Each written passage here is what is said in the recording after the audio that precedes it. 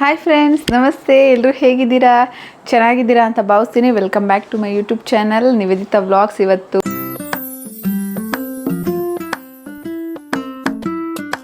ಯುಗಾದಿ ಹಬ್ಬ ಎಲ್ಲರೂ ಹೇಗೆ ಸೆಲೆಬ್ರೇಟ್ ಮಾಡಿದ್ರಿ ಅಂತ ಕಮೆಂಟ್ ಬಾಕ್ಸಲ್ಲಿ ತಿಳಿಸಿ. ಎಲ್ರಿಗೂ ಹ್ಯಾಪಿ ಯುಗಾದಿ. ನಮ್ಮದು ಕೂಡ ಹಬ್ಬ ಎಲ್ಲ ಆಲ್ರೆಡಿ ಮುಗಿದೋಯ್ತು. ಟಿಫನ್ ಪಲಾವ್ ಮಾಡಿದೆ. ಸೊ ಬೆಳಗ್ಗೆಯಿಂದ ಏನೆಲ್ಲ ಮಾಡಿದೆ ಅಂತ ಅದನ್ನು ಕೂಡ ಕ್ಲಿಪ್ಪಿಂಗ್ಸ್ ತೊಗೊಂಡಿದ್ದೀನಿ, ಅದನ್ನು ಕೂಡ ಶೇರ್ ಮಾಡ್ತೀನಿ. ಇವಾಗ ಟಿಫನ್ ತಿನ್ಕೊಂಡು ರೆಡಿಯಾಗಿ ಇವಾಗ ನಮ್ಮ ಅತ್ತೆ ಮನೆಗೆ ಹೋಗ್ತಾ ಇದ್ದೀವಿ. ಅಂದರೆ ನಮ್ಮ ಚಿಕ್ಕತ್ತೆ ಮನೆ. ನನ್ನ ಹಸ್ಬೆಂಡ್ ಅವ್ರು ಚಿಕ್ಕಮ್ಮನ ಮನೆಗೆ ಹೋಗ್ತಿದ್ದೀವಿ. ಅವರು ಹಬ್ಬಕ್ಕೆ ಕರೆದಿದ್ದಾರೆ. ಸೊ ಬನ್ನಿ ಅಲ್ಲೆಲ್ಲ ಏನೆಲ್ಲ ಮಾಡ್ತೀವಿ ಅಂತ ನಿಮ್ಮ ಜೊತೆನೂ ಶೇರ್ ಮಾಡ್ತೀನಿ. ಪಾಪು ಅಲ್ಲಿ ಆಟಾಡ್ತಿದ್ದಾಳೆ ಹೊರಗಡೆ. ನಾನು ಹೀಗೆ ರೆಡಿಯಾಗಿದ್ದೀನಿ. ನನ್ನ ಹಸ್ಬೆಂಡ್ ಕೂಡ ರೆಡಿಯಾಗಿದ್ದಾರೆ.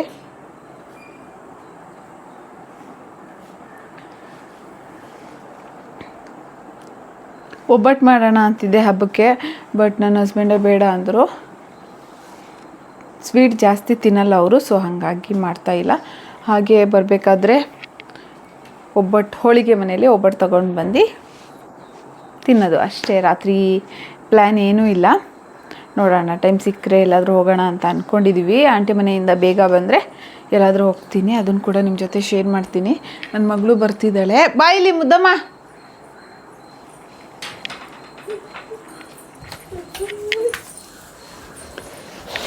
ನನ್ನ ಮಗಳದು ಹೊಸ ಡ್ರೆಸ್ ಅಲ್ವೇನಮ್ಮ? ಹಾಯ್ ಹೇಳು. ಹಾಯ್ ಹಾಯ್ ಮಾಡೋ. ಈ ಥರ ಹಾಯ್ ಮಾಡು, ಕ್ಯಾಮ್ರಾಗೆ ತೋರಿಸ್ಬೇಕು. Hi hi. ಹಾಂ, ನಮಸ್ತೆ. ನಮಸ್ತೆ ಹೇಗೆ ಮಾಡೋದು? ನಮಸ್ತೆ ಮಾಡು. ನಮಸ್ತೆ ಎಲ್ರಿಗೂ. ಹಾಂ,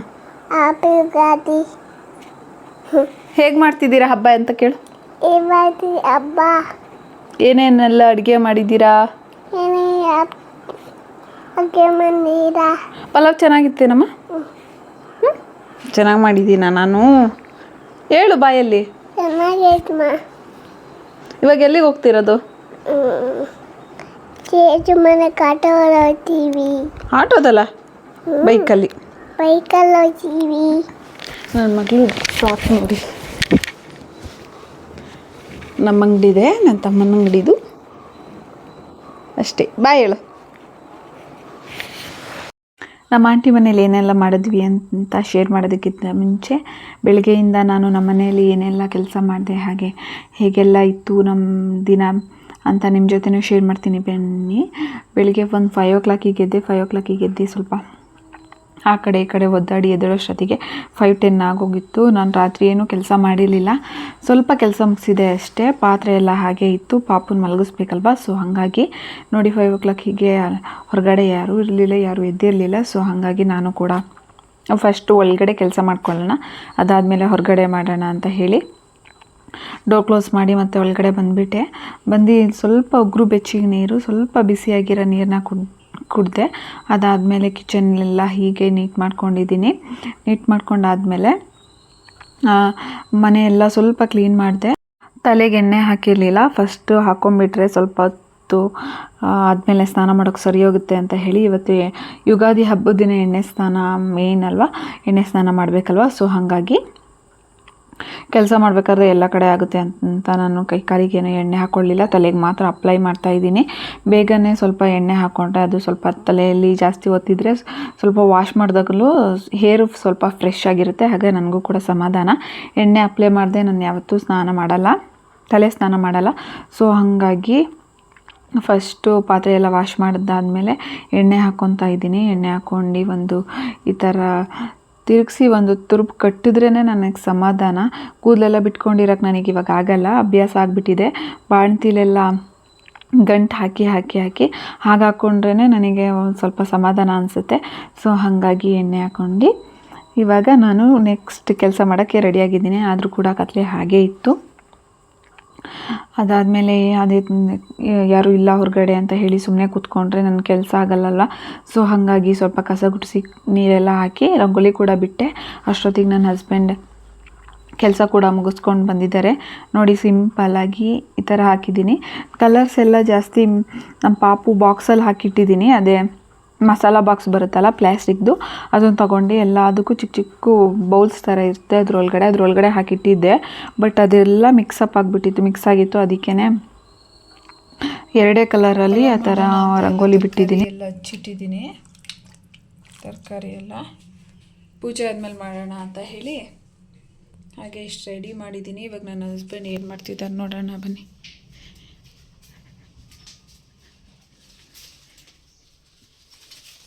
ನೋಡಿ ಸ್ವಲ್ಪ ಚೆನ್ನಾಗಿಲ್ಲ, ಇದೆಲ್ಲ ಚೆನ್ನಾಗೈತಿ.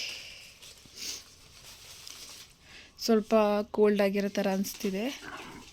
ನನ್ನ ಹಸ್ಬೆಂಡ್ ನೈಟ್ ಶಿಫ್ಟ್ ಮುಗಿಸ್ಕೊಂಡು ಬಂದಿದ್ರು, ಸ್ವಲ್ಪ ಹೆಲ್ಪ್ ಮಾಡ್ತಿದ್ದಾರೆ. ಮಾವಿನೆಲ್ಲ ಕಿತ್ಕೊಂಡ್ಬಂದಾಗ ಇಷ್ಟೊಂದು ಹಾಳಾಗಿದೆ ಅಂತ ನಾವು ನೋಡ್ಕೊಂಡೇ ಇರಲಿಲ್ಲ. ಸ್ವಲ್ಪ ಆದರೆ ಸಾಕು ಅಂತ ಹೇಳಿ ಕಿತ್ಕೊಬಂದಿದ್ವಿ. ಅದಾದಮೇಲೆ ತೋರಣಕ್ಕೆಲ್ಲ ಬೇಕಲ್ವ, ಹೊರಗಡೆ ಎಲ್ಲ ಗೇಟಿಗೆಲ್ಲ ಹಾಕಬೇಕು ಅಂತ ಹೇಳಿ ಸ್ವಲ್ಪ ಇನ್ನೊಂದು ಸರಿ ಕಿತ್ಕೊಂಡ್ಬಂದಿದ್ದೀವಿ. ಇವಾಗ ನಾನು ಈ ತೋರಣ ಮಾಡೋಕ್ಕೆ ಏನು ಮಾಡಬೇಕು ಅಂತ ತೋರಿಸಿದ್ದೀನಿ ನೋಡಿ.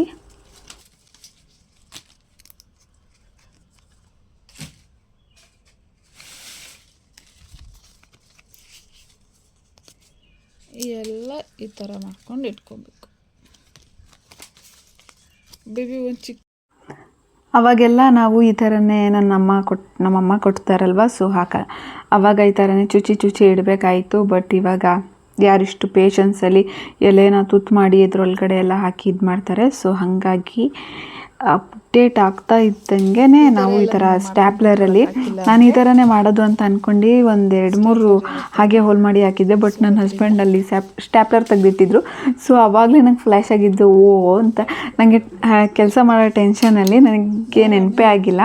ಬಟ್ ನನ್ನ ಹಸ್ಬೆಂಡೇ ಮಾಡ್ತೀನಿ ಅಂತ ಹೇಳಿದ್ರಲ್ವ, ಸೊ ಏನು ಮಾಡ್ತಿದ್ದಾರೆ ಅಂತ ನೋಡೋಕ್ಕೆ ಬಂದಾಗ ಅದು ಕೂಡ ತೆಗೆದಿಟ್ಟಿದ್ರು. ನಾನು ಚುಚ್ಚುತ್ತಾ ಇದ್ದೆ. 1-3 ಚುಚ್ಚಿದ ಮೇಲೆ ಸ್ಟ್ಯಾಪ್ಲರ್ ಇಟ್ಟು ಈ ಥರ ಮಾಡ್ಬೋದು ಅಂತ ಹೇಳಿ ಅವ್ರು ಮಾಡೋಕ್ಕೇನೆ ಎತ್ತಿಟ್ಟಿದ್ದಾರೆ. ಬಟ್ ನಾನು ತೆಗ್ದು ಈ ಥರ ಮಾಡ್ಬೋದು ಅಂತ ಹೇಳಿ ಮಾಡ್ತಿದ್ದೆ. ದಾರದಕ್ಕೆ ಹಾಕಿ ಮಾಡಿದ್ರೆ ಸ್ವಲ್ಪ ನೀಟಾಗಿ ಕೂರುತ್ತೆ. ಸ್ಟ್ಯಾಪ್ಲರ್ ಹಾಕಿ ಮತ್ತೆ ದಾರ ಅದ್ರೊಳಗಡೆ ಸೇರಿಸಿದ್ರೆ ಸರಿ ಹೋಗಲ್ಲ ಅದು. ಸೊ ಹಾಗಾಗಿ ಇಲ್ಲಿ ಬಾಗಿಲು ಎಷ್ಟು ಉದ್ದ ಇರುತ್ತೆ ಸೊ ಅಷ್ಟು ಉದ್ದ ದಾರನ ಕಟ್ ಮಾಡಿ ಅದಕ್ಕೆಲ್ಲ ನಾನು ಈ ಥರ ಪಿನ್ ಮಾಡ್ತಿದ್ದೆ. ನನ್ನ ಹಸ್ಬೆಂಡ್ ಎಲೆ ಎಲ್ಲ ಕಿತ್ತಿ ಕೊಡ್ತಾಯಿದ್ರು. ಎಲ್ಲನೂ ಒಂದೇ ಸಮ ಈ ಥರ ಇಟ್ಕೊಂಡು ಪಿನ್ನು ಕೂಡ ಒಂದೇ ಲೈನ್ ಬರೋ ಥರ ಹೊಡೆದಿದ್ರೆ ಇನ್ನೂ ನೀಟಾಗಿ ಕಾಣಿಸೋದು. ನಾನು 1-2-3 ಉದ್ದ ಮೇಲೆ ಕೆಳಗಡೆ ಎಲ್ಲ ಆಗೋ ಥರ ಮಾಡಿಬಿಟ್ಟಿದ್ದೀನಿ ನೋಡಿ. ಯಾರಾದರೂ ಈ ಥರ ಐಡಿಯಾ ಬಂದಿಲ್ಲ ಅಂದರೆ, ಈಗ ಎಲ್ಲರಿಗೂ ಬಂದಿರುತ್ತೆ, ಅಕಸ್ಮಾತ್ ಬಂದಿಲ್ಲ ಅಂದರೆ ನೆಕ್ಸ್ಟ್ ಟೈಮ್ ಈ ಥರ ತೋರಣ ಮಾಡೋಕ್ಕೆ ಸ್ಟ್ಯಾಪ್ಲರ್ ಯೂಸ್ ಮಾಡಿ ಟೈಮು ಕೂಡ ಸೇವ್ ಆಗುತ್ತೆ. ಹಾಗೆ ಬೇಗ ಕೆಲಸ ಕೂಡ ಆಗುತ್ತೆ. ಬೇಗ ಕೆಲಸ ಆಗಿ ನೆಕ್ಸ್ಟ್ ಕೆಲಸನ ಮಾಡ್ಕೊಂಡು ಬೇಗ ಪೂಜೆ ಮಾಡ್ಬೋದು.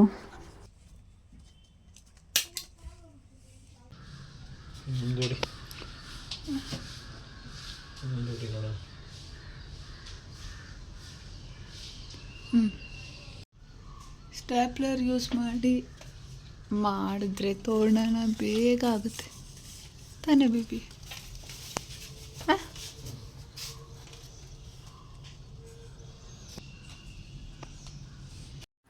ನಂಗೆ ಅಷ್ಟು ನೀಟಾಗಿ ರಂಗೋಲಿ ಹಾಕೋಕ್ಕೆ ಬರಲ್ಲ. ಬಟ್ ರಂಗೋಲಿ ಎಲ್ಲ ಹಾಕಿದ್ರೆ ಬರೀ ಅದೇ ನೋಡ್ಕೊಂಡು ನಿಂತಿರ್ತೀನಿ. ನನಗೆ ಖುಷಿಯಾಗುತ್ತೆ ತುಂಬ.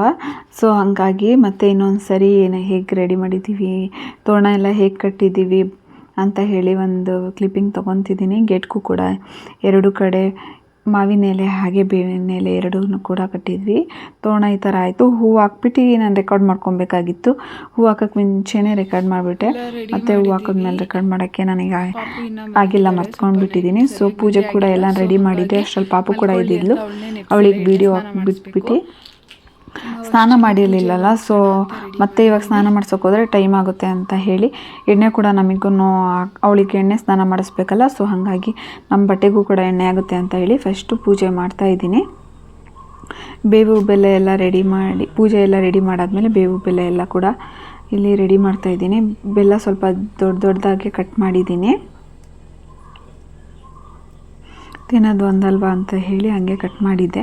ಸೊ ಫುಲ್ ಎಲ್ಲ ಪುಡಿ ಮಾಡಿಬಿಟ್ರೆ ಅದು ಸ್ವಲ್ಪ ಮೆಲ್ಟಾಗಿ ಹಾಗೆ ಇಟ್ಟರೆ ಮೆಲ್ಟ್ ಆಗೋ ಥರ ಆಗುತ್ತೆ. ದೊಡ್ಡದಾದರೆ ಒಂದು ರಸಮ್ ಆಗಿರ್ಬೋದು, ಇಲ್ಲಾಂದರೆ ಬೇಳೆ ಸಾಂಬಾರಿಗೆಲ್ಲ ಒಂದೊಂದು ಚಿಕ್ಕದು ಹಾಕಿದ್ರೆ ಚೆನ್ನಾಗಿರುತ್ತಲ್ವ. ಸೊ ಹಾಗಾಗಿ ವೇಸ್ಟ್ ಆಗುತ್ತೆ ಅಂತ ಇದನ್ನು ಸ್ವಲ್ಪ ಚಿಕ್ಕ ಕಟ್ ಮಾಡಿದ್ದೀನಿ. ನಾನು ಸ್ವಲ್ಪ ಮೀಡಿಯಮ್ ಸೈಜಲ್ಲಿ ಬೆಲ್ಲ ಕಟ್ ಮಾಡಿದ್ದೀನಿ.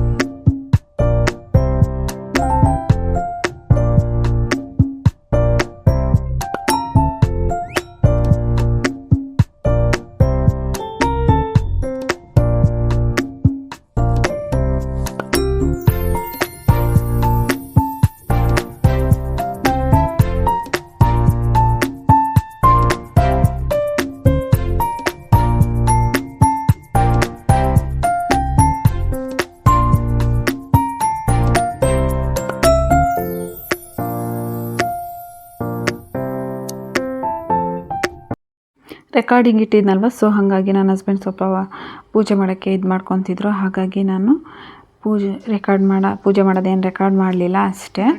ಪೂಜೆ ಎಲ್ಲ ಮುಗಿಸಾದ್ಮೇಲೆ ನನ್ನ ಮಗಳಿಗೆ ಇವಾಗ ಎಣ್ಣೆ ಹಚ್ಬೇಕಲ್ವ, ಸೊ ಹಾಗಾಗಿ ಬೆಳಗ್ಗೆನೆ ಸ್ವಲ್ಪ ಜಾಸ್ತಿ ಮಾತಾಡಲ್ಲ, ಸೈಲೆಂಟಾಗಿರ್ತಾಳೆ. ಹಾಗಾಗಿ ಇಬ್ಬರು ಮಾತಾಡ್ತಾ ಇದ್ದೀವಿ. Good morning. ಇದ್ಯಾವುದೋ ಹೊಸ ಅವತಾರ ಕಲ್ತ್ಬಿಟ್ಟೈತೆ, ಈ ಥರ ಕಣ್ಣು ಮುಚ್ಕೊಬಿಡೋದು. ನಮ್ಮಮ್ಮ ಫೋನ್ ಮಾಡಿದ್ರು ಇದೇ ಅವತಾರದಲ್ಲಿ ಇರ್ತಾಳೆ.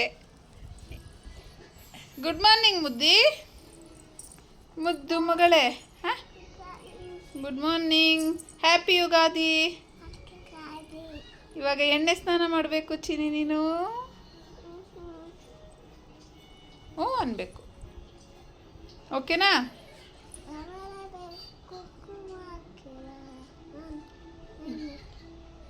ಏನು ಕುಂಕುಮ ಎಲ್ಲ ಹಾಕೊಡ್ತೀನಿ ಇವಾಗ. ಪೂಜೆ ಮಾಡಿದ್ನಲ್ವ ನಾನು, ನೀನು ಲೇಟಾಗಿ ಎದ್ದಲ್ಲ, ರಾತ್ರಿ ಎಲ್ಲ ನಿದ್ದೆ ಕೊಟ್ಟಿಲ್ವಲ್ಲ ನೀನು ಅಲ್ವಾ? ರಾತ್ರಿ ಎಲ್ಲ ನಿದ್ದೆ ಮಾಡೋಕ್ಕೆ ಕೊಟ್ಟಿಲ್ಲ ನೀನು.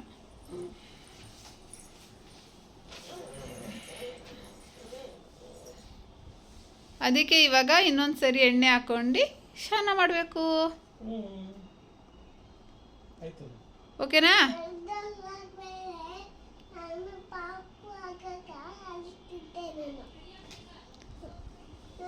ಚಿಕ್ಕೋಳಾದಾಗ ನಾನು ಅಳ್ತಿದ್ದೆ ಅಂತ ಹೇಳ್ಬೇಕು, ದೊಡ್ಡೋಳಾದಾಗ ಅಳ್ತಿದ್ದೆ ಅಲ್ಲ ಚಿನಿ. ನಾನು ಚಿಕ್ಕೋಳಾಗಿರುವಾಗ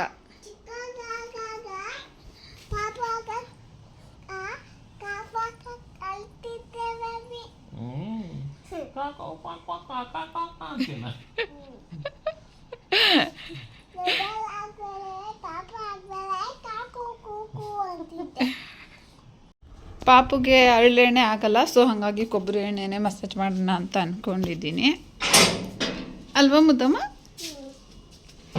ಹರಳೆಣ್ಣೆ ಹಾಕಿದ್ರೆ ಏನಾಗುತ್ತೆ ನಿನಗೆ? ಜ್ವರ ಬರುತ್ತೆ. ಸೊ ಹಂಗಾಗಿ ನಾನು ಅವಳಿಗೆ ಕೊಬ್ಬರಿ ಎಣ್ಣೆ ಹಾಕಿ ಮಸಾಜ್ ಮಾಡಬೇಕು.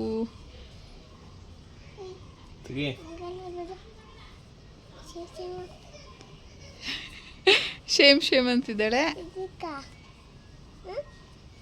ಬಾಡಿಗೆ, ನಿನ್ನ ಬಾಡಿಗೆ ಎಣ್ಣೆ ಮಸಾಜ್.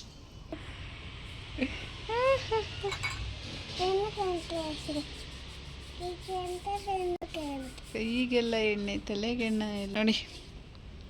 ನಮ್ಮ ಹಿಂದೆ ಈಗಿದೆ ಕರ್ಬೇವಿನ ಸೊಪ್ಪು ಗಿಡ ಹಾಕಿದ್ದೀವಿ. ಇಲ್ಲಿ ಪಪ್ಪಾಯ, ಹಾಗೆ ಮೆಣಸಿನ್ಕಾಯಿ, ಇದು ನಿಂಬೆಹಣ್ಣಿನ ಗಿಡ, ಇದು ಸ್ಟಾರ್ ಫ್ರೂಟ್, ಹಾಗೆ ಅಲ್ಲೊಂದು ಮಾವಿನ ಗಿಡ ಇದೆ, ಇಲ್ಲಿ ಬಾಳೆ ಗಿಡ ಇದೆ. ಇದೆಲ್ಲ ತೆಗೆದಾಕ್ಬೇಕು, ಸ್ವಲ್ಪ ಬಿಸಿ ನೋಡಿ. ಬಾಳೆಹಣ್ಣು ಬಿಟ್ಟು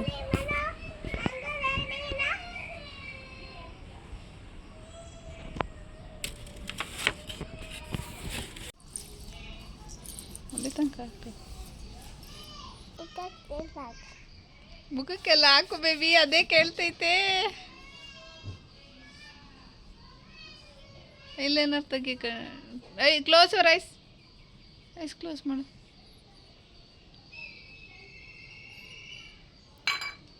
ಚಿನ್ನಮ್ಮ ಚಿನ್ನಮ್ಮ ನೀ ನನ್ನ ಮುದ್ದು ಗುಮ್ಮ. ಎದಕ್ಕೆ?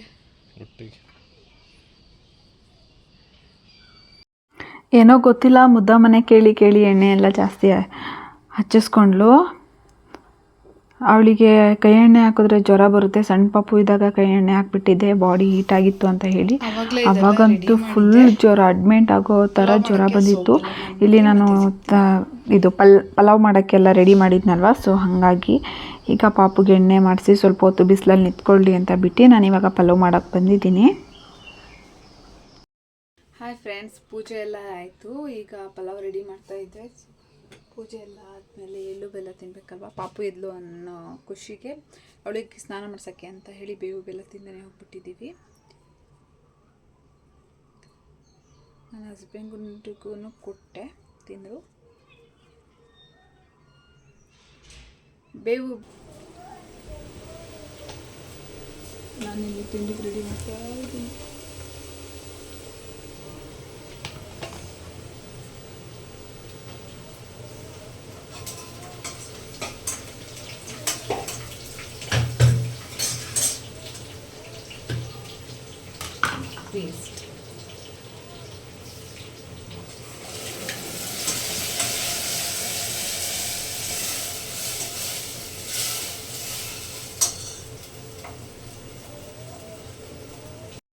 ಪಲಾವ್ಗೆ ಕಾಂಬಿನೇಷನ್ ರೈತ ಅಲ್ವಾ, ಸೊ ಹಾಗಾಗಿ ಪಲಾವ್ನ ಖಾಲಿ ಪಲಾವ್ ತಿನ್ನೋಕ್ಕಾಗಲ್ಲ. ಸೊ ಹಾಗಾಗಿ ರೈತ ಕೂಡ ಮಾಡಿದ್ದೆ. ಪಾಪು ಕೂಡ ಮೊಸರು ತಿಂತಾಳೆ, ಸೊ ಹಾಗಾಗಿ ಚೆನ್ನಾಗಿ ಊಟ ಮಾಡಿಸ್ಕೊಂಡು ಹೋಗೋಣ ಅಂತ ಹೇಳಿ ರೈತ ಕೂಡ ಮಾಡಿದ್ದೀನಿ.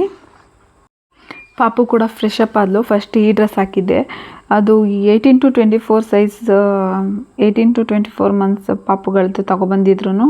ಅವಳಿಗೆ ನೋಡಿ ಫುಲ್ ಲೂಸ್ ಆಗಿದೆ, ಚೆನ್ನಾಗಿ ಕಾಣಿಸ್ತಿರ್ಲಿಲ್ಲ, ಲೂಸ್ ಐತಲ್ವ. ಸೊ ಹಾಗಾಗಿ ಸ್ವಲ್ಪ ಸ್ಟಿಚ್ ಮಾಡಿಸ್ಬೇಕು ಶೋಲ್ಡರ್ ಹತ್ರ. ಹಾಗಾಗಿ ಈ ಡ್ರೆಸ್ನ ತೆಗೆದು ಮತ್ತೆ ಫ್ರಾಕ್ ಹಾಕೋಣ ಅಂತ ಹೇಳಿ ಹಾಕಿದ್ದೀನಿ. ನೋಡಿ ಆ ಡ್ರೆಸ್ ಹೇಗೆ ಕಾಣಿಸ್ತಿದೆ ಅಂತ. ಫ್ರೆಶ್ ಅಪ್ ಆದ್ಲಲ್ಲ, ಸೊ ಹಾಗಾಗಿ ದೇವ್ರಿಗೆ ಒಂದು ನಮಸ್ಕಾರ ಮಾಡಿಸೋಣ ಅಂತ ಹೇಳಿ ಯಾವಾಗ್ಲೂ ಅವಳು ಫ್ರೆಶ್ ಅಪ್ ಆದ ತಕ್ಷಣ ದೇವ್ರಿಗೊಂದು ನಮಸ್ಕಾರ ಹೇಳೋದು ಅಭ್ಯಾಸ ಮಾಡಿಸಿದ್ದೀನಿ. ನಮ್ಮ ಸಂಸ್ಕೃತಿನ ಮರಿಬಾರ್ದಲ್ವ. ಸೊ ಅದನ್ನೆಲ್ಲ ನಾವು ಚಿಕ್ಕವರಿದ್ದಾಗಲೇ ಪ್ರಾಕ್ಟೀಸ್ ಮಾಡಿದ್ರೆ ದೊಡ್ಡವರಾದ್ಮೇಲೂ ಕೂಡ ಹಿಂಸೆ ಮಾಡಿ ಹೇಳ್ಕೊಡೋದಿರಲ್ಲ. ಸೊ ಹಾಗಾಗಿ ಫೋರ್ಸ್ಫುಲ್ಲಿ ಅವ್ರಿಗೆ ಮಾಡು ಅಂತ ಹೇಳಿ ಅವರಿಗೂ ಹಿಂಸೆ ಕೊಟ್ಟು ನಮಗೂ ಕೂಡ ಬೇಜಾರಾಗುತ್ತೆ. ಸೊ ಹಾಗಾಗಿ ಚಿಕ್ಕದ್ರಿಂದನೇ ನಾವೇನೇನು ಅಭ್ಯಾಸ ಮಾಡಿಸ್ಬೇಕೋ ಅದನ್ನೆಲ್ಲ ಚಿಕ್ಕವಳಿದ್ದಾಗೇ ಅಭ್ಯಾಸ ಮಾಡಿಸಿದ್ರೆ ಒಳ್ಳೆಯದು. ಸೊ ಹಾಗಾಗಿ ಅವಳು ಈ ಡ್ರೆಸ್ ತೆಗಿಯೋಕ್ಕೆ ರೆಡಿ ಇರಲಿಲ್ಲ, 5 ನಿಮಿಷ ಹಾಗೆ ಇರಲಿ ಅಂತ ಬಿಟ್ಟಿದ್ದೆ. ಸೊ ಅದಾದಮೇಲೆ ಇವಾಗ ಈ ಫ್ರಾಕ್ ಹಾಕೋಣ ಅಂತ ಹೇಳಿ ಹಾಕ್ತಿದ್ದೀನಿ. ಕನ್ವಿನ್ಸ್ ಆದಳು, ಹಾಕೊಂಡ್ಲು ಕೂಡ. ಇದು ಕೂಡ ಹೊಸ ಡ್ರೆಸ್ಸು ಅಂತ ಹೇಳಿ ಅವಳನ್ನ ಕನ್ವಿನ್ಸ್ ಮಾಡಿ ಇದು ಹಾಕಿದ್ದಾಯಿತು. ಅವಳು ಅದನ್ನು ತುಂಬ ಇಷ್ಟಪಟ್ಟು ಹಾಕ್ಕೊಂಡಿದ್ಲು, ಬಟ್ ಅದು ಡ್ರೆಸ್ಸು ಸ್ವಲ್ಪ ಲೂಸ್ ಇದ್ದಿದ್ದರಿಂದ ಚೆನ್ನಾಗಿ ಕಾಣಿಸ್ತಿರ್ಲಿಲ್ಲ. ಇದು ಸ್ವಲ್ಪ ದೊಡ್ಡ ಸೈಜೇ ತೊಗೊಂಡಿದ್ದೀನಿ. ಆಲ್ಮೋಸ್ಟ್ ನಾನು ತೊಗೋಬೇಕಾದ್ರೆ ಚಿಕ್ಕ ಸೈಜ್ ತೊಗೊಬಿಡ್ತೀನಲ್ವ. ಸೊ ಹಾಗಾಗಿ ಇದು ದೊಡ್ಡ ಸೈಜ್ ತೊಗೊಂಡಿದ್ದೀನಿ. ಹಿಂದ್ಗಡೆ ಟ್ಯಾಗ್ ಇದ್ದಿದ್ದರಿಂದ ನೀಟಾಗಿ ಕಟ್ಟಿದ್ದೀನಿ. ಸೊ ಅದಕ್ಕೆ ಪರ್ಫೆಕ್ಟ್ ಸೈಜ್ ಥರ ಕಾಣಿಸ್ತಾ ಇದೆ. ಇವಾಗ ಅವಳು ಎಲ್ರಿಗೂ ಹ್ಯಾಪಿ ಯುಗಾದಿ ಅಂತ ವಿಶ್ ಮಾಡಿದ್ದಾಳೆ. ಈ ರೀಲ್ನ ನಾನು ಇನ್ಸ್ಟಾಗ್ರಾಮಲ್ಲಿ ಹಾಗೆ ಯೂಟ್ಯೂಬಲ್ಲಿ ಎರಡು ಕಡೆನೂ ಅಪ್ಲೋಡ್ ಮಾಡಿದ್ದೀನಿ. ಯಾರೆಲ್ಲ ನೋಡಿಲ್ಲ ಪ್ಲೀಸ್ ಟೈಮ್ ಮಾಡ್ಕೊಂಡು ಒಂದು ಸರಿ ನೋಡಿ, ಲೈಕ್ ಮಾಡಿ. ಪಲಾವ್ ಕೂಡ ಆಗಿತ್ತು ನೋಡಿ, ತುಂಬ ಯಮ್ಮಿಯಾಗಿ ತುಂಬ ಚೆನ್ನಾಗಿತ್ತು ಪಲಾವು. ಆಲ್ಮೋಸ್ಟ್ ನಾರ್ಮಲ್ ಡೇಸಲ್ಲಿ ಮಾಡೋ ಥರನೇ ಮಾಡಿದೆ, ಆದರೆ ಟೇಸ್ಟ್ ಅಂತೂ ತುಂಬ ಚೆನ್ನಾಗಿ ಬಂದಿತ್ತು. ಈ ರೆಸಿಪಿ ಕೂಡ ನಾನು ಯೂಟ್ಯೂಬಲ್ಲಿ ಶೇರ್ ಮಾಡಿದ್ದೀನಿ. ಇನ್ನೂ ಯಾರೆಲ್ಲ ನೋಡಿಲ್ಲ ಒಂದು ಸರಿ ನೋಡಿ, ನೀವು ಕೂಡ ಟ್ರೈ ಮಾಡಿ. ಚೆನ್ನಾಗಿದ್ದರೆ ಕಮೆಂಟ್ ಬಾಕ್ಸಲ್ಲಿ ತಿಳಿಸಿ. ಫ್ರೆಂಡ್ಸ್, ವೀಡಿಯೋಸ್ ಎಲ್ಲ ಹೇಗೆ ಬರ್ತಿದೆ, ಇಷ್ಟ ಆಗ್ತಿದೆ ಅಂತ ಅಂದ್ಕೊತೀನಿ. ಇಷ್ಟ ಆದರೆ ಫ್ರೆಂಡ್ಸಿಗೂ ಫ್ಯಾಮಿಲಿಸಿಗೂ ಶೇರ್ ಮಾಡಿ, ಸಪೋರ್ಟ್ ಮಾಡಿ ಫ್ರೆಂಡ್ಸ್.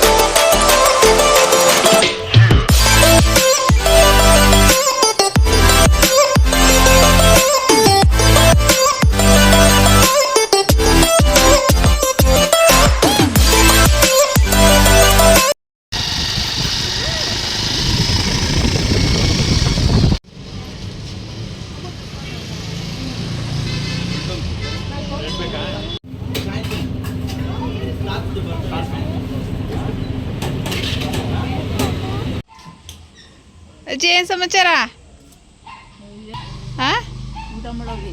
ಯಾರು ನಾವು ಗೊತ್ತಾ? ಆರಾಮಾಗಿದ್ದೀರಾ ಇವಾಗ? ನಡೆದಾಡ್ತೀರಾ? ಕಾಲು ನೋವು?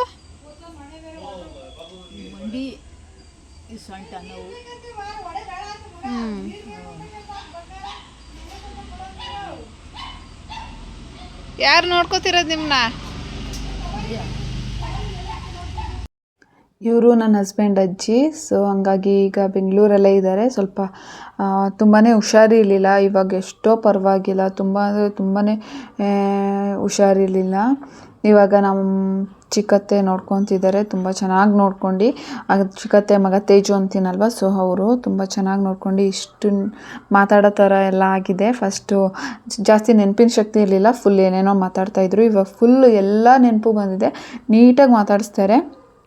ನನ್ನ ಹಸ್ಬೆಂಡ್ ಅಂದರೆ ತುಂಬ ಇಷ್ಟ. ಅವರೇ ಚಿಕ್ಕವರಿದ್ದಾಗಿಂದ ಸಾಕಿರೋದು. ನನ್ನ ಹಸ್ಬೆಂಡಿಗೆ ಸ್ವಲ್ಪ ಕಾಲೇನೋ ನೋವಾಗಿತ್ತಂತೆ. ಆವಾಗ ಎಣ್ಣೆ ಎಲ್ಲ ಮಾಡಿ ಅಜ್ಜಿನೇ ಮನೇಲಿ ಎಣ್ಣೆ ಎಲ್ಲ ಮಾಡಿ ಕಾಲೆಲ್ಲ ಸರಿ ಮಾಡಿರೋದಂತೆ. ಸೊ ಹಾಗಾಗಿ ತುಂಬ ಇಷ್ಟಪಡ್ತಾರೆ. ನನ್ನ ಮಗಳು ಕೂಡ ಜಾಸ್ತಿ ನಾವು ಇವಾಗ ಅಜ್ಜಿ ಇಲ್ಲೇ ಬಂದಿರೋದ್ರಿಂದ ನಾವು ಒಂದು ಸಂಡೇ ಇಲ್ಲ ಇನ್ನೊಂದು ಸಂಡೇ ಹೋಗ್ತೀವಿ. ಒಂದು ವಾರ ಬಿಟ್ಟು ಒಂದು ವಾರ ಹೋಗ್ತೀವಿ ಅಜ್ಜಿ ಮಾತಾಡ್ಸ್ಕೊಂಬರೋಕ್ಕೆ. ತುಂಬಾ ಅಟ್ಯಾಚ್ ಆಗಿಬಿಟ್ಟವಳೆ. ಅವಳೇ ಕೇಳ್ತಾಳೆ ತೇಜು ಮನೆಗೆ ಹೋಗೋಣ, ಅಜ್ಜಿ ಮನೆಗೆ ಹೋಗೋಣ ಅಂತ ಹೇಳಿ. ನಾನು ಸುಮ್ಮನೆ ಅಜ್ಜಿಗೆ ಟೆಸ್ಟ್ ಮಾಡೋಕ್ಕೆ ಯಾರು ಇವರು ಅಂತ ಕೇಳ್ತಿದ್ದೀನಿ. ಅಜ್ಜಿ ನನಗೆ ಗೊತ್ತು ನನ್ನ ಮೊಮ್ಮಗಲ್ವಾ ಅಂತ ಆ ಥರ ಎಲ್ಲ ಮಾತಾಡ್ತಾರೆ. ನನ್ನ ಒಂದು ವಾರ ಇಲ್ಲೇ ಇದ್ದೋಗಮ್ಮ ಹೋದಾಗೆಲ್ಲ ಇದ್ದೋಗಮ್ಮ ಅಂತ ಹೇಳ್ತಾ ಇರ್ತಾರೆ. ಇವಾಗ ಇವ್ರ ಜೊತೆ ಟೈಮ್ ಸ್ಪೆಂಡ್ ಮಾಡಿದೆ, ನೆಕ್ಸ್ಟ್ ಮುಂದೆ ಇನ್ನು ಯಾವಾಗ ಟೈಮ್ ಸ್ಪೆಂಡ್ ಮಾಡೋಕ್ಕಾಗುತ್ತೆ ಅಂತ ಹೇಳಿ ನಮ್ಮ ಟೈಮ್ ಸಿಕ್ಕಿದಾಗೆಲ್ಲ ನನ್ನ ಹಸ್ಬೆಂಡ್ ಕರ್ಕೊಂಡು ಹೋಗ್ತಾನೇ ಇದ್ದಾರೆ. ಪ್ರತಿ ಸಂಡೇನೂ ಮಿಸ್ ಇಲ್ಲದೆ ಹೋಗ್ತೀವಿ. ಅಕಸ್ಮಾತ್ ಏನಾದರೂ ಕೆಲಸ ಇದ್ದು ನಾವೇನಾದ್ರು ಹೊರಗಡೆ ಹೋಗಬೇಕು ಅಂತ ಅಂದರೆ ಹೋಗಲ್ಲ ಅಷ್ಟೇ. ಅದು ಬಿಟ್ಟರೆ ನೆಕ್ಸ್ಟ್ ಸಂಡೇ ಖಂಡಿತ ಮಿಸ್ಸೇ ಇಲ್ಲ, ಹೋಗ್ಬಿಡ್ತೀವಿ. ಆಂಟಿ ಎಲ್ಲ ಅಡುಗೆ ಕೂಡ ಮಾಡಿದರು. ಒಬ್ಬಟ್ಟೊಂದು ತಟ್ಟಿರಲಿಲ್ಲ, ಸೊ ನಾನು ಸ್ವಲ್ಪ ಒಬ್ಬಟ್ಟೆಲ್ಲ ತೊಟ್ಕೊಟ್ಟೆ. ಆಂಟಿ ಬೇಯಿಸ್ತಾಯಿದ್ರು. ಫಸ್ಟ್ ನಾನೇ ಬೇಯಿಸ್ತಾಯಿದ್ದೆ, ಆಂಟಿ ತೊಟ್ಕೊಡ್ತಿದ್ರು. ಅದಾದಮೇಲೆ ಆಂಟಿಗೆ ಸ್ವಲ್ಪ ಬ್ಯಾಕ್ ಪೇಯ್ನ್, ನೈಟೆಲ್ಲ ಸ್ವಲ್ಪ ಕೆಲಸ ಮಾಡಿದ್ರಂತೆ. ಸೊ ಹಾಗಾಗಿ ಬ್ಯಾಕ್ ಪೇಯ್ನ್ ಇದ್ದಿದ್ದರಿಂದ ಒಬ್ಬಟ್ಟು ಈ ಥರ ತೊಟ್ಕೊಡಮ್ಮ ಅಂತ ಹೇಳಿ, ಅದು ಮೈದಾ ಇದೆಯಲ್ವ ಅದು ಚೆನ್ನಾಗಿ ಸಾಫ್ಟಾಗಿ ಇತ್ತು. ಸೊ ಹಾಗಾಗಿ ಒಬ್ಬಟ್ಟು ತೊಟ್ಟಕ್ಕೆ ಈಸಿ ಆಯಿತು. ನಾನೇ ನಮ್ಮ ಅಮ್ಮನ ಮನೆ ಮಾಡಿ ಬಂದಿಲ್ಲ, ಇಲ್ಲಿಗೆ ಬಂದಮೇಲೆ ಕಲ್ತಿದ್ದೀನಿ. ಎಷ್ಟಾಗುತ್ತೋ ಅಷ್ಟು ಹೆಲ್ಪ್ ಮಾಡಿಕೊಟ್ರೆ ಅವ್ರಿಗೂ ಹೆಲ್ಪ್ ಆಗುತ್ತೆ ಅಂತ ಹೇಳಿ ಒಬ್ಬಟ್ಟೆಲ್ಲ ಬೇಯಿಸ್ಕೊಟ್ಟಿದ್ದೀವಿ. ಟೇಸ್ಟ್ ಅಂತೂ ತುಂಬ ಚೆನ್ನಾಗಿತ್ತು. ಇಲ್ಲಿ ನಮ್ಮದು ಹಾಸನ ಸೈಡು ಕಡಲೆ ಬರುತ್ತಲ್ವ, ಸೊ ಕಡಲೆ ಮತ್ತು ಕಾಯಿ ಹಾಕಿ ಮಾಡ್ತೀವಿ. ಅದು ಬೇಳೆ ಒಬ್ಬಟ್ಟು. ಬಟ್ ಇವರು ಬೇಳೆ ತಪ್ಪಿದ್ರೆ ಬರೀ ಕಾಯಿ ಹೋಳಿಗೆ ಎರಡೇ ಥರ ಒಬ್ಬಟ್ಟು ಮಾಡೋದಂತೆ. ಇದು ಬೇಳೆ ಒಬ್ಬಟ್ಟು ನೋಡಿ ಎಷ್ಟು ಚೆನ್ನಾಗಿ ಸ್ಪ್ರೆಡ್ ಆಗಿ ಹಿಂಗೆ ಕೈಯಲ್ಲಿ ಹಿಂಗೆ ಮಾಡಿದ್ರೇ ಎಲ್ಲ ಕಡೆ ಸ್ಪ್ರೆಡ್ ಆಗ್ತಿತ್ತು, ಅಷ್ಟು ಚೆನ್ನಾಗಿ ಮಿದ್ದಿದ್ರು. ಇದೇನು ಬೇಬಿ? ಗಸಗಸೆ ಹಣ್ಣು. ಹಾಂ, ಗಸಗಸೆ ಮರ. ಏನಜ್ಜಿ ಇದು? ನಾನು ಹೇಳಿದ್ದೆ ಹೇಳ್ಬೇಡ್ರಿ, ಹೇಳಿ ಏನು ಹಣ್ಣು ಇದು? ಇದು ಇಲ್ಲಿ ಮರ ಬಿಟ್ಟೈತಲ್ಲ, ಇದು ಮರ ಹಳಸ್ತೇನೆ. ಪಾಪನ ಮಜ್ಜಿ ಗೊತ್ತಾಗಲ್ಲ. ಇದು ನಾವು ಗಸಗಸೆ ಮರ ಅಂತ ಹೇಳ್ತೀವಿ. ಈ ಥರ ಇರುತ್ತೆ ಹಣ್ಣು. ನಿಮ್ಗೇನಾದರೂ ಗೊತ್ತಿದ್ರೆ ಕಮೆಂಟ್ ಬಾಕ್ಸಲ್ಲಿ ತಿಳಿಸಿ. ಇದು ತಿನ್ನಕ್ಕೆ ಚೆನ್ನಾಗಿರುತ್ತೆ.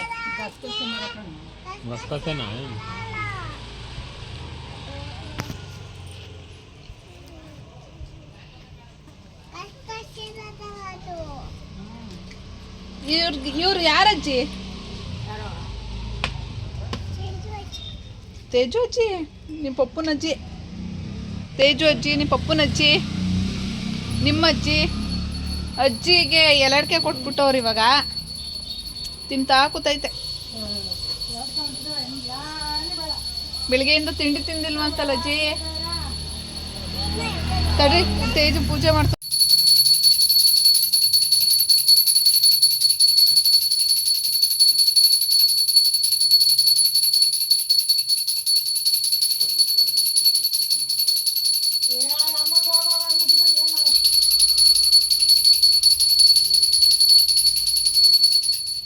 ಯಾರಮ್ಮ ಅವ್ರು? ಯಾರು ಅವ್ರು? ಯಾರು? ತಾತನ? ಇವ್ರ ಕಡೆ ಯುಗಾದಿ ಹಬ್ಬದಲ್ಲಿ ಎಡೆ ಇಡ್ತಾರಂತೆ ಹಿರಿಯವರಿಗೆ. ಸೊ ಹಾಗಾಗಿ ಇವಾಗ ಪೂಜೆ ಮಾಡಿ ಎಡೆ ಎಲ್ಲ ಇಟ್ಟಿದ್ದಾರೆ. ನಾವು ಕೂಡ ಪೂಜೆ ಮಾಡಿದ್ವಿ. ಈ ಅಂಕಲ್ಲೇ ತೇಜು ಪಪ್ಪ ತುಂಬಾ ಚೆನ್ನಾಗಿ ನೋಡ್ಕೊಂಡಿದ್ರು ನನ್ನ ಸ್ಟಾರ್ಟಿಂಗ್ ಮದುವೆ ಆಗೋಷ್ಟರಲ್ಲಿ. ತುಂಬ ಅಂದರೆ ತುಂಬ ಎಕ್ಸ್ಪ್ಲೇನ್ ಮಾಡೋಕ್ಕಾಗಲ್ಲ ಅಷ್ಟು. ನಾನು ಒಂದು ಫೋನ್ ಕಾಲ್ ಮಾಡಿದ್ರೆ ನಮ್ಮ ಮನೇಲಿ ಇರ್ತಿದ್ರು. ನನಗೆ ಏನಾದರೂ ಬೇಜಾರಾಯಿತು ಅಂತ ಹೇಳಿದ್ರೆ ಅಂಕಲ್ ಬನ್ನಿ ಅಂತ ಹೇಳಿದ್ರೆ ಎಷ್ಟೊತ್ತು ರಾತ್ರಿ ನಾನು ಅಂಕಲ್ ಅಂತ ಮಾತಾಡ್ಸಿದ್ರು ಮಾತಾಡೋರು. ನಾನು ಅವ್ರ ಮನೆಗೆ ಹೋಗಿದ್ದಾಗಲೂ ಕೂಡ ಎಷ್ಟು ನಿದ್ದೆ ಮಾಡ್ತಾ ಇದ್ರು ಗೊರ್ಕೆ ಹೊಡಿತಾ ಇರ್ತಿದ್ರು. ಅದಕ್ಕೆ ಬಂದೈತೆ ಅಂತ ಎದ್ದೇಳಿಸಿದ ತಕ್ಷಣ ಎದ್ದೇಳೋರು. ಅವ್ರು ಇಷ್ಟು ಬೇಗ ಹೋಗ್ಬೋದಾಗಿತ್ತು, ಏನೋ ಹೋಗ್ಬಿಟ್ರು. ಅಜ್ಜಿ ಏನೇನೋ ಹೇಳ್ತಿದ್ದಾರೆ. ನನ್ನ ಹಸ್ಬೆಂಡ್ ಹಾಗೆ ಆಂಟಿ ತೇಜು ಎಲ್ರೂ ಅಲ್ಲಿ ಪೂಜೆ ಮಾಡ್ಕೊಂಬರಕ್ಕೆ ಹೋಗಿದ್ದಾರೆ ಹೊರಗಡೆ. ಸೊ ಹಾಗಾಗಿ ನಾನು ಅಜ್ಜಿ ಪಾಪು ಇವು 3 ಜನನು ಮನೇಲೇ ಇದ್ವಿ. ಅಜ್ಜಿ ಏನೇನೋ ಸ್ಟೋರಿ ಹೇಳ್ಕೊಂಡು ನನ್ನ ಹಸ್ಬೆಂಡ್ ಬಗ್ಗೆ ಎಲ್ಲ ಹೇಳ್ಕೊಂಡು ಮಾತಾಡ್ತಾ ಇದ್ರು. ಜ್ಯೂಸ್ ಕೇಳಿದ್ರು. ಸೊ ಜ್ಯೂಸ್ ಎಲ್ಲ ಕುಡ್ಕೊಂಡು ಆರಾಮಾಗಿ ಇತ್ತು.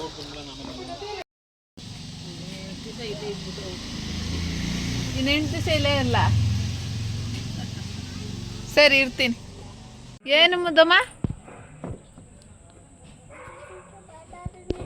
ಹಾಂ, ಅಜ್ಜಿ ಜೊತೆ ಮಾತಾಡ್ಲಾ? ಅಜ್ಜಿ ಎಲ್ಲಾಡ್ಕೆ ಹಾಕೊಂಡು ಕೂತಿದ್ರಲ್ವ, ಸ್ವಲ್ಪ ಹೊತ್ತು ಮಾತಾಡಿದೆ. ಇನ್ನು ಸ್ವಲ್ಪ ಹೊತ್ತು ಫೋನ್ ನೋಡೋಣ ಅಂತ ಫೋನ್ ಓಪನ್ ಮಾಡಿದ್ರೆ ಸಾಕು ನನ್ನ ಮಗಳು, ಅಮ್ಮ ಫೋನ್ ನೋಡಬೇಡ, ಅಜ್ಜಿ ಜೊತೆ ಮಾತಾಡು, ಅಜ್ಜಿ ಜೊತೆ ಮಾತಾಡು ಅಂತ ಹೇಳ್ತಾ ಇದ್ಲು. ಅದಾದಮೇಲೆ ಮನೆಗೆ ಬಂದಮೇಲೆ ಫುಲ್ ಟಯರ್ಡಾಗಿತ್ತು. 6:30 ತನಕ ನಿದ್ದೆ ಹೊಡೆದಿದ್ದೀವಿ. ಅದಾದಮೇಲೆ ಫ್ರೆಶ್ ಅಪ್ ಆಗಿ ನನ್ನ ಫ್ರೆಂಡ್ ಬಂದು ಮನೆಗೆ ಬರಬೇಕು, ಇವತ್ತು ನಮ್ಮ ಮನೆಯಲ್ಲೇ ಊಟ ಮಾಡ್ಕೊಂಡು ಹೋಗಬೇಕು ಅಂತ ತುಂಬಾ ಹಿಂಸೆ ಮಾಡಿ ಕರೆದು ಹೋದರು. ಅದು ಕ್ಲಿಪ್ಪಿಂಗ್ ತೊಗೊಳಕ್ಕಾಗಲಿಲ್ಲ.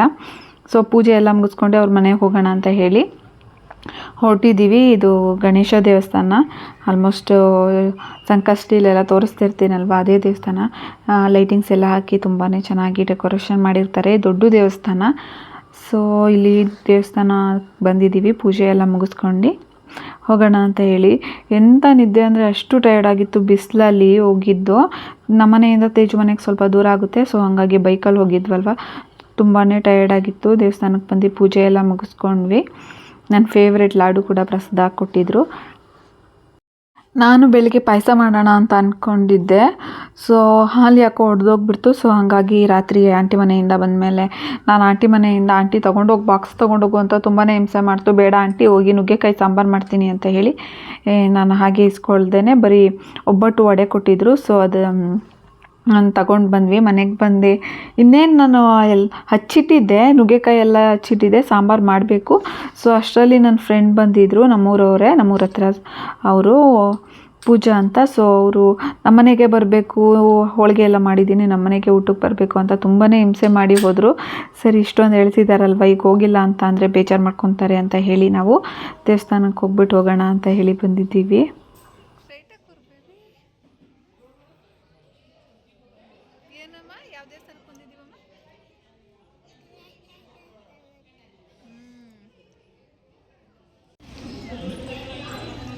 ಮುದ್ದಮ್ಮ ನಾನೇ ಪಕ್ಕ ಕೂರಿಸು.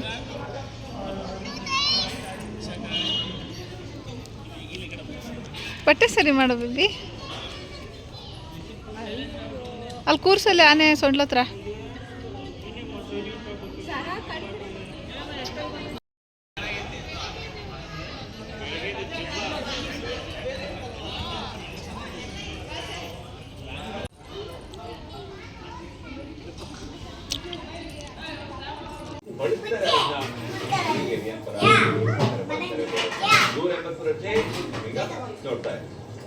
ಇವಾಗ ನಮ್ಮ ಫ್ರೆಂಡ್ ಮನೆಗೆ ಬಂದಿದ್ದೀವಿ. ಹೋದ ತಕ್ಷಣ ಬಿಸಿ ಬಿಸಿ ಒಬ್ಬಟ್ಟು ಮಾಡೋಣ ಅಂತಲೇ ಮಾಡಿಟ್ಟಿರಲಿಲ್ಲ. ಸೊ ಹಾಗಾಗಿ ಬಿಸಿ ಬಿಸಿ ಒಬ್ಬಟ್ಟು ಮಾಡಿಕೊಟ್ರು. ತುಂಬಾ ಚೆನ್ನಾಗಿ ಮಾಡಿದರು. ನಮ್ಮ ಸೈಡ್ ಒಬ್ಬಟ್ಟು, ಕಡಲೆ ಒಬ್ಬಟ್ಟು ಚೆನ್ನಾಗಿತ್ತು. ಅದಾದಮೇಲೆ ಅಡುಗೆ ಕೂಡ ಮಾಡಿದರು, ನುಗ್ಗೆಕಾಯಿ ಸಾಂಬಾರು, ರೈಸು ಅದೆಲ್ಲ ಮಾಡಿದರು. ಅದನ್ನೆಲ್ಲ ತಿನ್ಕೊಂಡು ಅಲ್ಲೇ 11 o'clock ತನಕ ಅಲ್ಲೇ ಟೈಮ್ ಸ್ಪೆಂಡ್ ಮಾಡಿದ್ವಿ.